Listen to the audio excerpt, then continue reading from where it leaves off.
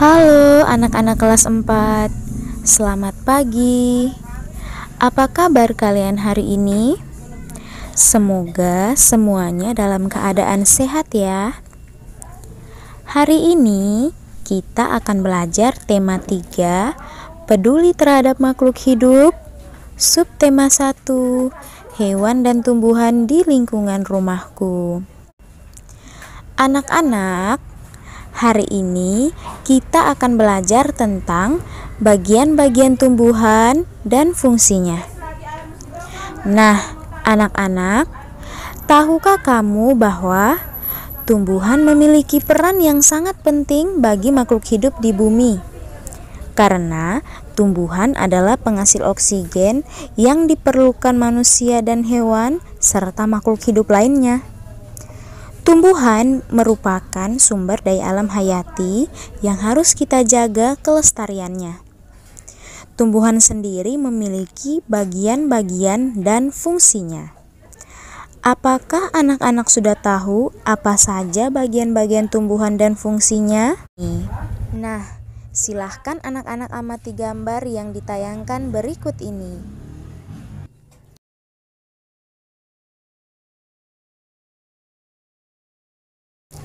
Dari gambar yang ditayangkan tadi, tahukah anak-anak tumbuhan apakah itu? Ya, hebat! Itu adalah tomat. Pasti anak-anak sudah tidak asing lagi dengan tumbuhan ini. Tomat biasa kita gunakan untuk membuat sambal, jus, dan aneka masakan lainnya. Tomat memiliki bagian-bagian tumbuhan dan fungsinya. Bagian tumbuhan yang pertama adalah akar. Akar adalah bagian tumbuhan yang berada di dalam tanah. Akar berfungsi sebagai yang pertama adalah untuk mengokohkan tumbuhan. Bayangkan saja anak-anak, seandainya tidak ada akar.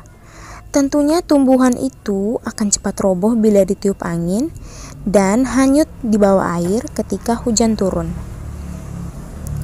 Akar juga berfungsi untuk menyerap air dan mineral dari dalam tanah.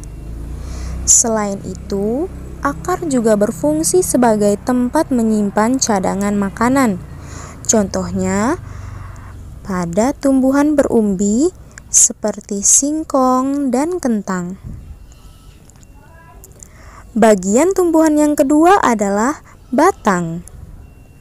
Batang merupakan bagian tumbuhan yang berada di atas tanah. Batang juga merupakan tempat munculnya daun, bunga, dan buah.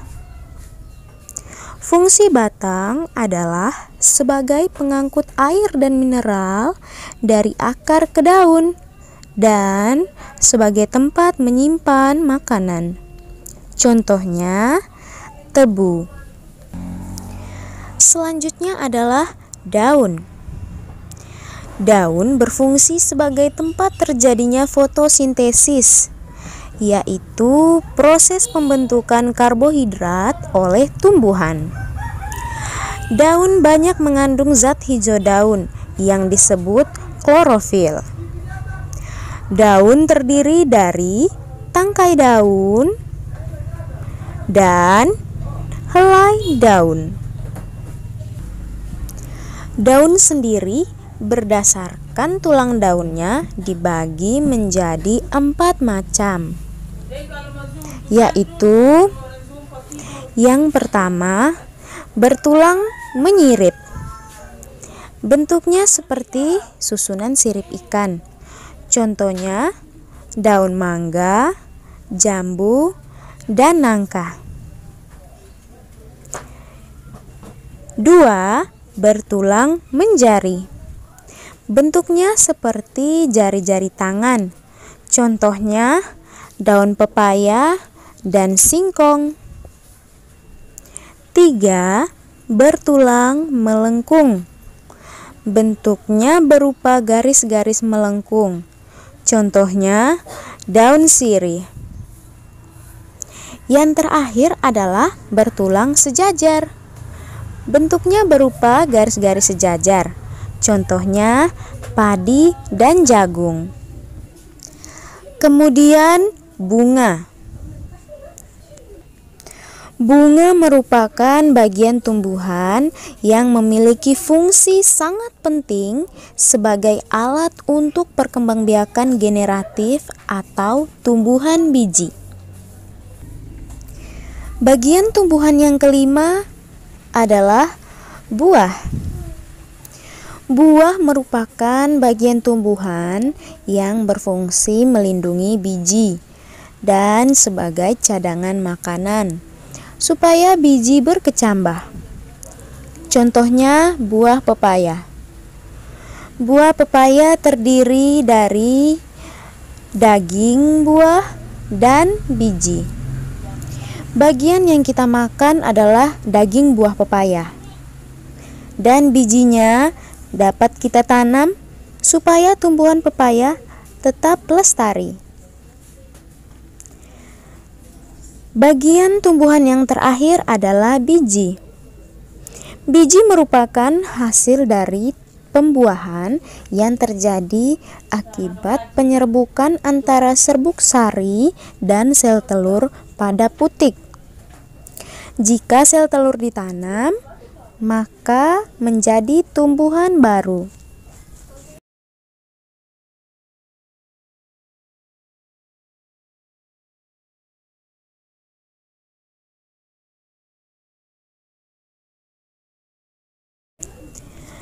Anak-anak, biji ada yang berkeping satu, disebut monokotil.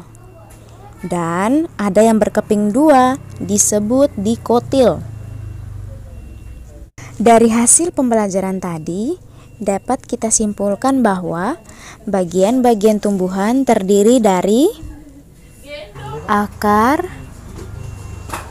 batang, daun,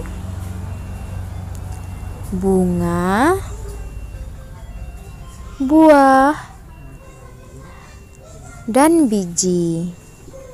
Setiap bagian tumbuhan tadi memiliki peran dan fungsinya masing-masing untuk membuat tumbuhan tetap hidup. Anak-anak sekalian, untuk menjaga kelestarian lingkungan, menanam tumbuhan dan merawatnya adalah satu upaya kita untuk menjaga kelestarian lingkungan dan sumber daya alam hayati. Jadi mulai sekarang, anak-anak harus merawat tumbuhan yang ada di rumah kalian masing-masing ya. Baik anak-anak, sampai di sini dulu ya pembelajaran kita hari ini. Selamat pagi dan salam sehat untuk kita semua.